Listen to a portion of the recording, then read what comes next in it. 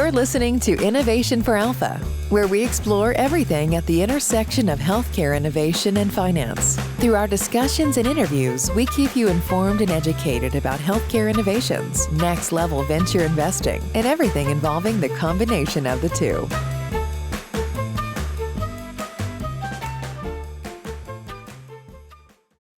Hi, everybody. This is Tobin Arthur with the Innovation for Alpha podcast, and I'm joined by my colleague, Mike Szymanski, and we are coming at you in advance of the Healthcare Impact Investing Summit that Angel MD is hosting on July 13th. And we're really pleased today to be joined by Steve Porter, who is leading a company called RiskLD, and he's going to tell us a little bit about the company. We're going to talk about what the company is doing to really have an impact in the marketplace.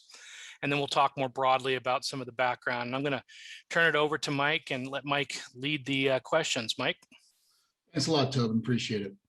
So I met Steve last fall when he was presenting at our pitch club about OBGYN pediatrics issues. And I was really impressed about his company, not only because of what it did, but why it was doing it and how it was managing to make a real difference. So with that, I'm just going to let's talk a little bit about the company itself, Steve. So now RiskLD, I'm going to go ahead and share some slides for everyone.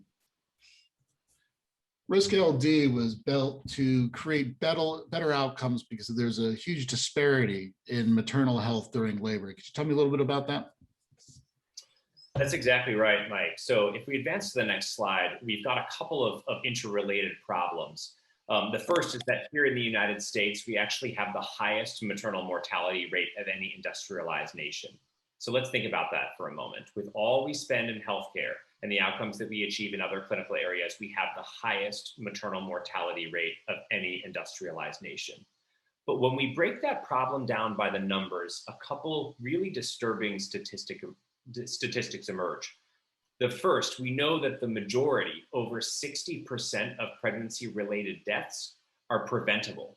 And a subset of these preventable deaths relate to errors that happen on labor and delivery units. And that's the piece of this problem that our software is really tackling, to improve outcomes for women when they arrive in the hospital to deliver their babies, to optimize care during that inpatient episode. Gotcha. Now, the thing is, Steve, this has not been a new topic. I mean, ever since data-driven medicine became a hot button issue in healthcare systems or insurance systems, we've been highlighting the aspects of the maternal health rate or maternal mortality in the United States. So what's been happening?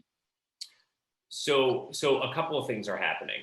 Our systems that we use on labor and delivery are really antiquated. And there are a couple interrelated problems.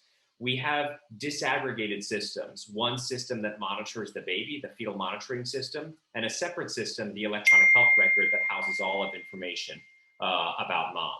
These systems often don't talk to each other and don't present complete consolidated information on both mom and baby. So with the result, I know this was a statistic that drove me crazy when you showed me. As a result, we see that nothing's been happening. We've been working on this problem for 20 years and it's been getting worse. That's right. It's all driven off of this. Relative to all of our peer nations, that we are going in the wrong direction. That's incredible. So tell me a little bit about then how you do integrate these systems. What is it RiskLD does, so to speak?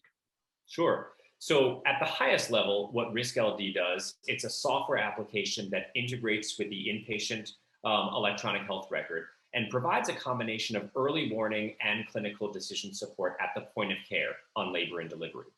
And so I'll talk to you a little bit about why we designed the software in the way that we did. It turns out that errors on labor and delivery units are the result of really one of two factors. The first is what we call a lack of situational awareness, which basically means that the clinical team was not aware of a problem until it was too late. The team was never aware of that fever or those elevated blood pressures or the issues that the baby was having tolerating labor. So that's the first problem, lack of situational awareness. The second problem is once a critical patient issue has been identified, not managing patients based on evidence-based best practices. So at the risk of oversimplifying this, why do bad outcomes happen on labor and delivery units specifically? Either we didn't know about the problem or we didn't manage it effectively. So we designed a software that tackles all aspects of this problem. It integrates with an electronic health record and does four things. It monitors mom and baby continuously, and that monitoring starts from the moment the patient arrives on labor and delivery until the mom is discharged from the postpartum ward, typically 2 or 3 days after delivery. The system will suggest diagnoses to consider in real time, high-risk conditions like preterm labor or preeclampsia. It will push alerts to the clinical team, and lastly, it will issue real-time evidence-based clinical decision support for how to manage the condition. So big concerns are always about how this works into the standard operating room workflow. Like, how does this working into the labor suite? Right. So the first point is that it doesn't require the clinician to do any additional work.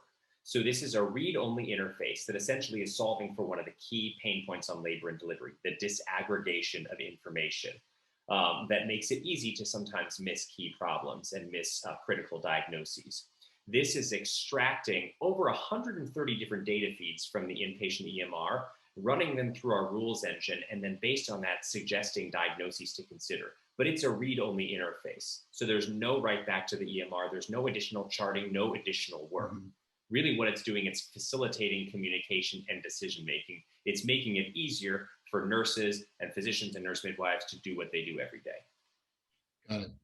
So how is it that you came up with this in the first place? Like what highlighted to the fact that this was a problem that needed to be addressed, and how does that fit in with existing movements towards this? So as I mentioned, this has been a known issue for 20 years, and yet we've been making no traction. Right. So this software was actually spun out of the Obstetric Quality and Patient Safety Unit at University Hospitals in Cleveland. And as part of my clinical work as an obstetrician gynecologist, I sit on our quality assurance committee. And part of what we do, we review cases where there have been adverse outcomes for mom or baby. What we realized over the past decade of doing this work is that these bad outcomes are the result of errors, systems level errors, either lack of situational awareness or not managing problems appropriately. Right. So years ago, we had searched for commercially available solutions, technologies that we could deploy on our labor and delivery units that would empower our clinicians to address and mitigate these sources of error. Long story short was that we didn't find anything. So we ended up designing it ourselves, and that's what we're commercializing as RiskLD. Got it. So as part of designing that, I assume that you were involved with a lot of other groups as well, all pushing towards these outcomes. Could you talk a little bit about that, whether it's policy, health, or even politically driven? Absolutely. There's tremendous political momentum on this issue at the moment. Beginning last March with the introduction of the Black Maternal Health Momnibus, which is a combination of 10 different interrelated bills that are all focused on improving maternal health outcomes and reducing racial disparities in maternal health outcomes. Now, one of those bills is called the Tech to Save Moms bill, and we at RiskLD had the opportunity to work with the legislative aides that were drafting this legislation early on. And one of the things we noted was that there was a lot of mention around the use of technology to measure the problem of maternal morbidity and mortality, but not enough language around the use of technology as part of the solution to the problem.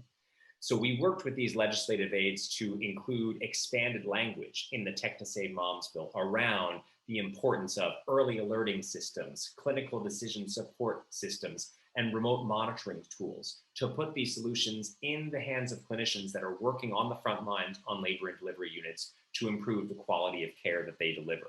I'm pleased to say that the Momnibus was reintroduced in February of this year, and separate from that, Tech to Save Moms was introduced in April as a standalone piece of legislation, a bipartisan effort between Senator Menendez in New Jersey and Senator Sullivan from Alaska.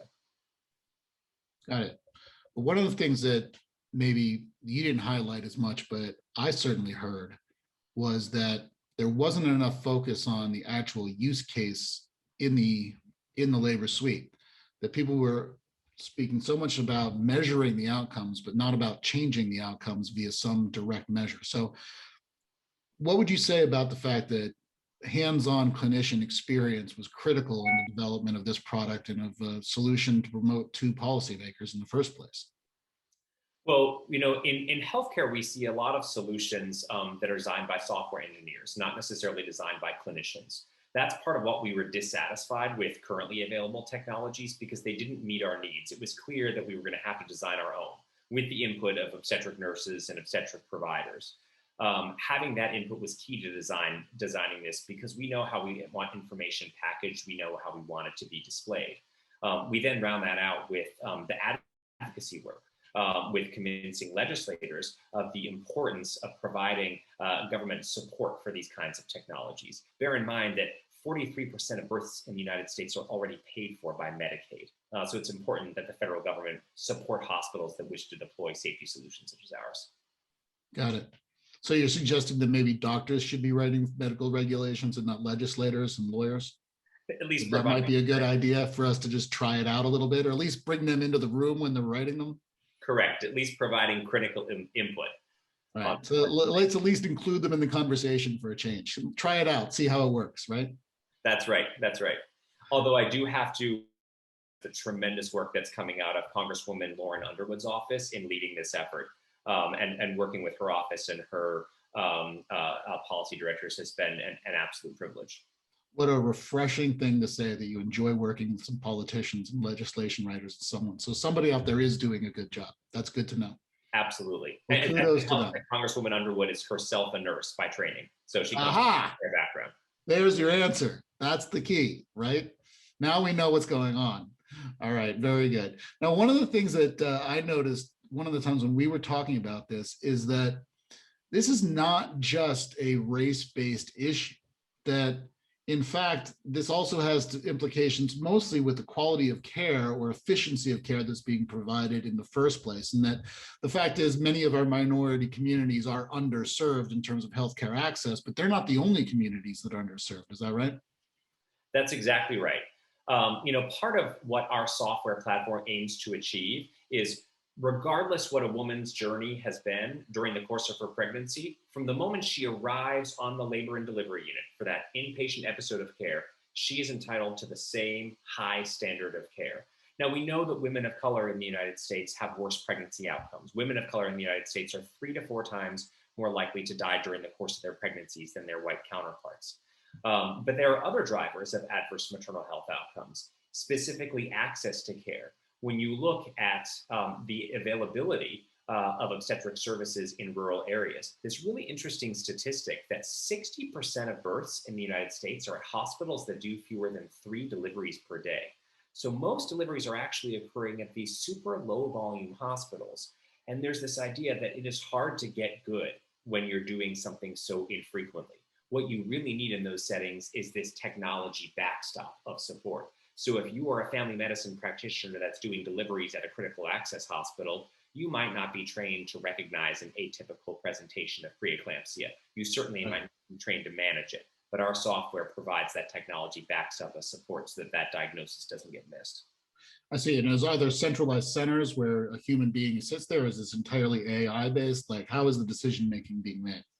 So the idea is that would be from these centralized command centers that we'd be staffed either by physicians or by advanced practice nurses who would essentially read the outputs of our software, would read the alerts, and then place calls to the physicians or nurses that are on site at these critical access hospitals to ensure that the diagnosis has been recognized, it's being managed appropriately, in some cases to facilitate transfer of the patient to a higher level of care if it's deemed that a patient really needs care at a tertiary or quaternary referral center.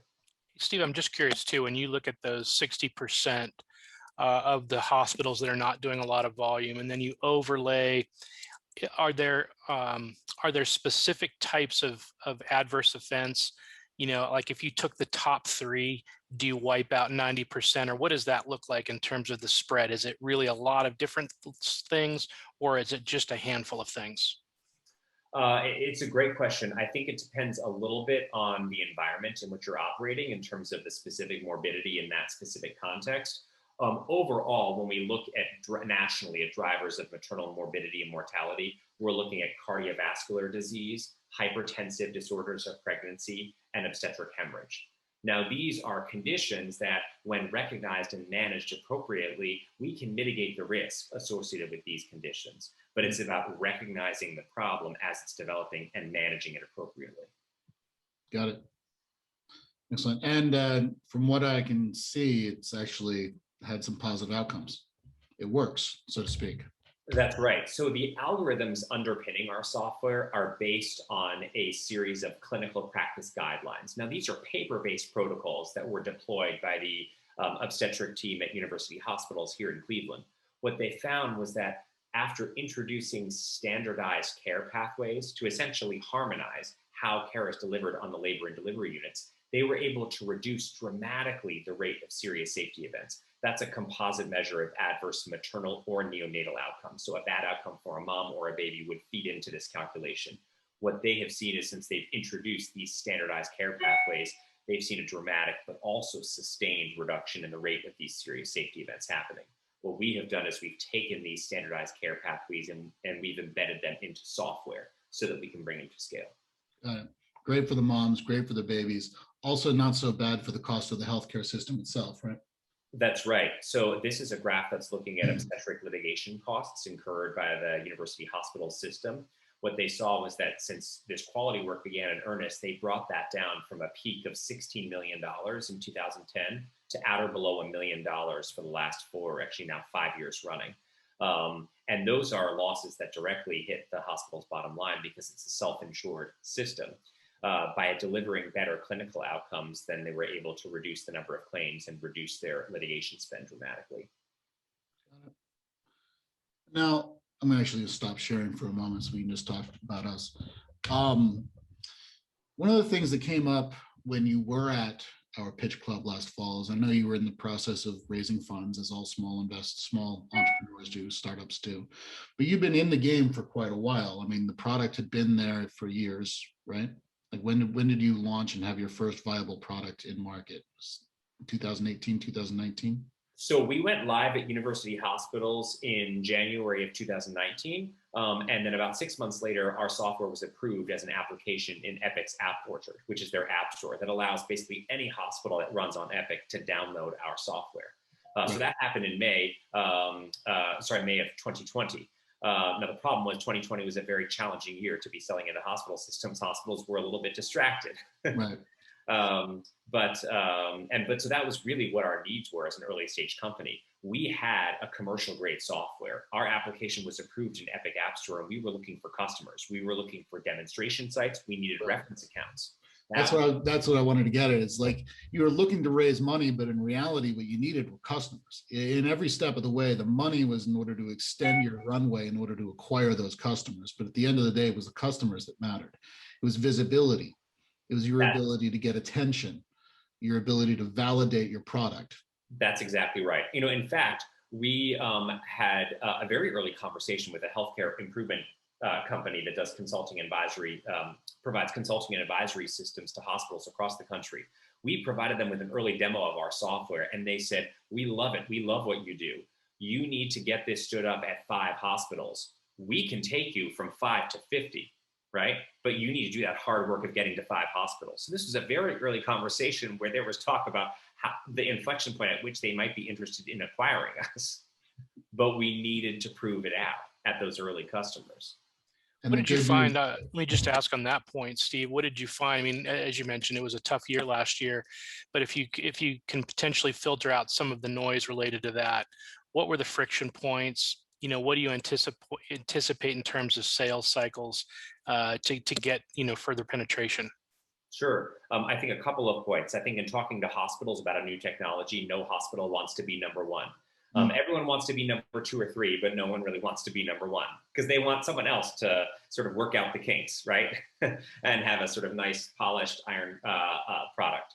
The second part is that kind of across the board, hospital IT systems are, I think, wary of taking on anything that is perceived to be a strain or a drain on their resources. So part of our challenge was to convince these IT departments that because it's effectively downloadable from Epic's App Store, this ends up being a 2 to 4 week period of configuration where you have a 4 or 5 person team that's working on it part-time for a matter of weeks, and then it's done, as opposed to what they might be expecting from enterprise software, which would be a 6 to 12 month integration process that consumes a lot of resources. Got it. And have you been getting traction there in terms of convincing people that you can get in there? How's that looking? It depends a little bit on the familiarity that the customer has with the app orchard. Some are quite familiar with it, have done multiple installations, and when we describe what's required and sort of share our implementation roadmap, it's kind of a no-brainer for them, right? They know that it's going to be not a heavy lift. Might that suggest that Epic themselves has a bit of a hurdle to overcome in terms of convincing their own user base of the validity or viability of their app system? I think that's fair. I have to say that they've been a great partner in developing, in not developing, but approving our software and working with our hospital customers. But I think that's a fair point to make all of their customers aware that these applications are out there and they're available for download. Judy Faulkner has said that she wants to shave it down to a 3-day long integration process, right? Not as seamless as downloading an app to our phone, but pretty close, all right? But game changing in the landscape of healthcare IT. Yeah, that's what things to me. It's like if you could literally download a new app into your hospital system in the space of a week, what would that mean for adoption of life-changing technologies and other types of IT-based systems, right? Correct. Well, and I think that has historically been a barrier to innovation in this B2B segment of healthcare, because it's so easy to design an app that a patient or a consumer engagement app that a patient's going to download to his or her phone, right? There's low barriers to entry to that. Historically, there have been higher barriers to entry to selling into a hospital because of the challenges that we've been discussing. I'm hopeful that this App Store model will resolve some of those. Have you guys, I'm just curious on the pricing, Steve. What have you arrived at in terms of the pricing for the product? Is it a subscription? Is it based on certain metrics? And how do you see that moving forward? So it tends to be based on delivery volumes, because basically we are processing over 130 data feeds on every patient that is run through our system. So it's information about the patient's past medical and obstetric history, every vital sign during the course of her admission, any lab that's resulted, any medication she's on. It's a whole lot of data that we are accessing and processing for each individual patient. So we did think it was appropriate to link the pricing of the software to the delivery volumes at the client. Fair enough. Is there any indication of rolling this out to other indications? Is there any chance of rolling this out to other indications outside of labor and delivery? It seems like a standardized care system would be useful in many different places. Absolutely. It's a great question. It's one that we get asked a lot. I mean, I have colleagues in neurology, right? How useful would this be in sort of stroke monitoring? In the cardiovascular space, you could imagine so many different applications for this. And actually the patent that protects our software, it really is a broad ranging patent that speaks to a graphical user interface that's used to depict healthcare trends and patient data over time. It doesn't mention obstetrics specifically. We have decided to focus, at least upfront, exclusively on obstetrics because we think there is such a strong use case in this area. There is a public health crisis. We understand what the drivers are of these problems in terms of errors that happen on labor and delivery, and we have a solution that's really fit for purpose. So in the near term, our focus is going to be there. There's also a big data use issue. I mean, you mentioned all the data that you're collecting.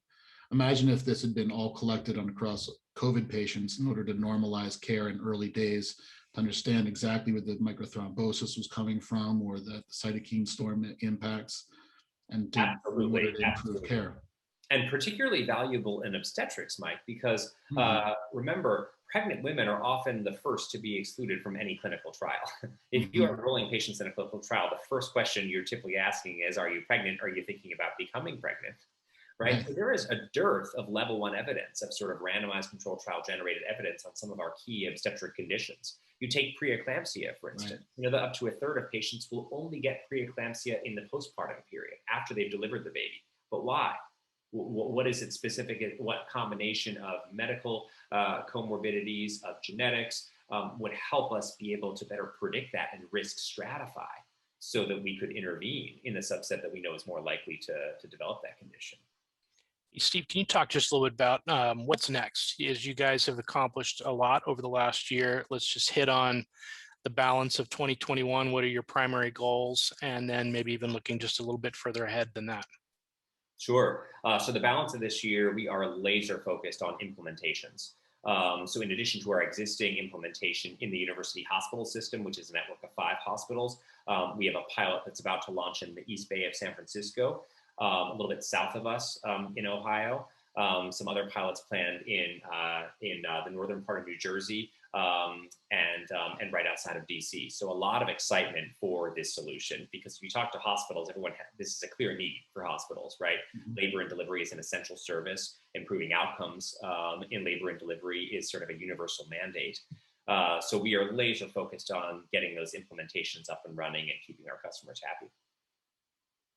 That's fantastic. And as you execute on those, you'll be able to parlay those into a lot from there.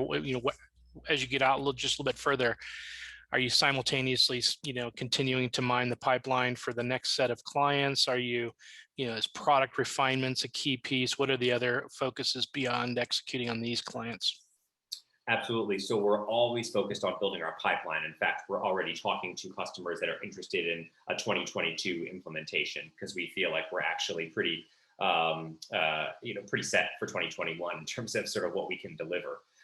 We're still doing a lot of work on the advocacy and legislation front, working to ensure that aspects of the Black Maternal Health Omnibus and aspects of the Tech to Save Moms bill specifically will get included in either future reconciliation bills or in future appropriations, with the goal, again, of providing government support for hospitals who want to install perinatal safety solutions like ours, given that over 40% of births in the US are already paid for by the government. Yeah, and given that the poorest hospitals are those that need the assistance the most in terms of improving their maternal outcomes. That's right. That's right.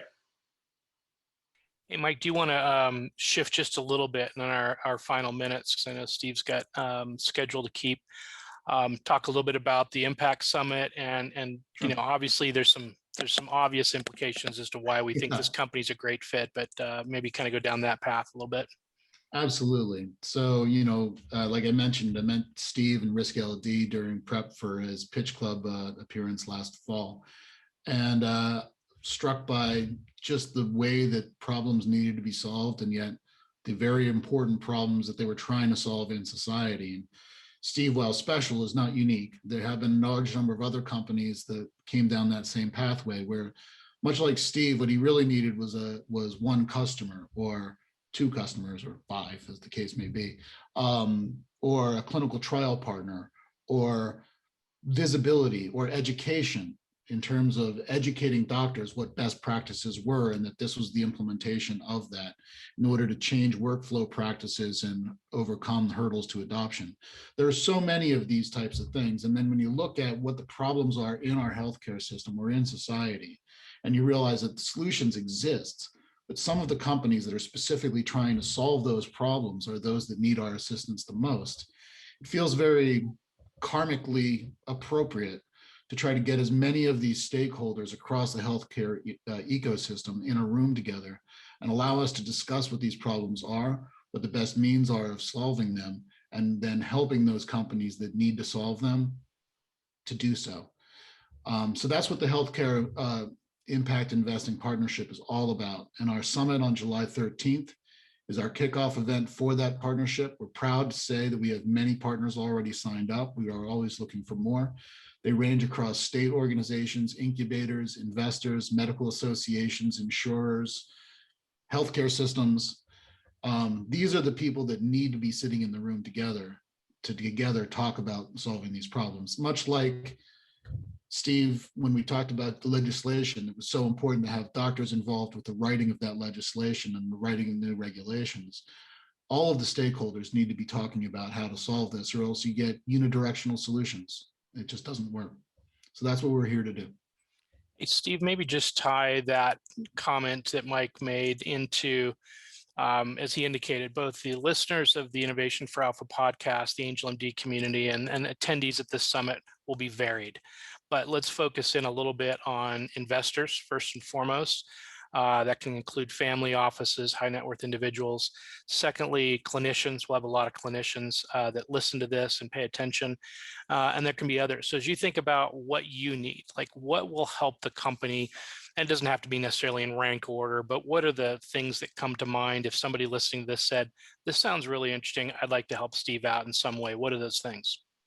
Sure. I would suggest three things to start. The first is continued bridge funding. Always important for a startup to provide that additional runway as we're getting these initial implementations up. Because part of our some of our initial customers are pilots that won't be paying initially for the software. That will only be kicking in after sort of a mutually agreed upon period of performance and satisfaction with the software. So providing for that extra runway is critical to ensure that this software moves forward and that patients and clinicians will have access to it. The second would be for any clinician that is involved with a system that runs on the Epic platform, we'd love to speak with you. It is a relatively streamlined download from the Epic App Store. This is a solution that clinicians, whether it's OB nurses, nurse midwives, obstetricians, look at and they say, gosh, this would have been so useful. Can I have that solution today? Actually, could I have had it yesterday? So anyone that is on Epic, we'd love to talk with you.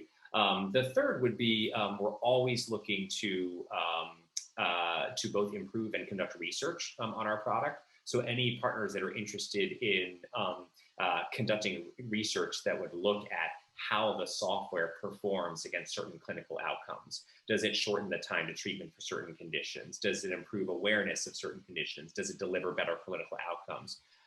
That continues to build the business case for our solution and the evidence base to support it. We'll put all your contact information in the show notes for anybody that's interested in connecting with Steve, and certainly we can help to facilitate that as well. I'm curious though, just one little technical point. You mentioned Epic and that the system is on Epic right now, and as a startup, you've got limited resources and time. What are your thoughts down the road about expanding to Cerner, et cetera? Oh, we'd love to work with Cerner. We had already started work building out our solution in their app store and had to pause temporarily just because, as you said, we're a startup with limited resources, and we were finding that the majority of our initial clients that were in the pipeline were running on Epic, so we decided to focus there. But absolutely, there are a number of hospitals out there that run on Cerner, and our goal is to make it available to them too. That's great. And we would love to also, after you get through, one or two of these next implementations, maybe do a follow-up and talk about, what was learned and even some early wins, just to showcase how this is, really improving things and anything you're learning in the process, both as an entrepreneur, as well as just, sort of the impact of this. Wonderful. We'd love to continue that conversation with you and your network. Mike, any follow-up, final thoughts, questions you want to throw to Steve? No follow-ups. I'm just, in my head, what I'm really thinking about is what is the impact if more of this data is collected in real time across more patients? And what could that do to the overall outcome of the entire healthcare system? And that ties back into this concept again of how do we go get this interview with Epic and talk to them about what it is that gives them the ability to improve education about implementation in this? Or does training have to go back to the hospital systems themselves? Again, everything about impact investing, everything about the social impact outcome here is how do we actually solve the other parts of the system that are creating hurdles? This is beyond just delivery of care to minority populations or to rural populations. This is about adoption of new technology and adoptions of solutions that exist. So I think that is the one takeaway that I keep coming back to with a lot of these conversations, and I look forward to working on that in the future. Well, and I think, one of the things I've learned, Steve, is just the numbers you were talking about at the beginning. It's astounding to me that as a developed country that we're in statistically so low in terms of outcomes here. It seems like a perfect opportunity. And I'm seeing, other people are connecting those dots and with obstetric and early stage fetal products. I've just recently seen companies that are raising, significant amounts of money. So it tells me people are paying attention, but it seems like timing couldn't be better for you. Absolutely. Absolutely. Well, it's the future, right? Sort of like, pregnant moms and their babies. That's our future. So we got to The take care of it. definition of, right? As Tobin likes to say, the first dollar and the last dollar ever spent on you. So there you go. That's right. All right. Well, Steve, we'll end it there for today. Thanks a ton for spending time. We love what you're up to. Keep up the great work, and as always, let us know how we can be helpful along the journey, both ourselves as well as our community. And congratulations on the success so far. Thank you so much, and look forward to continuing to partner with you all.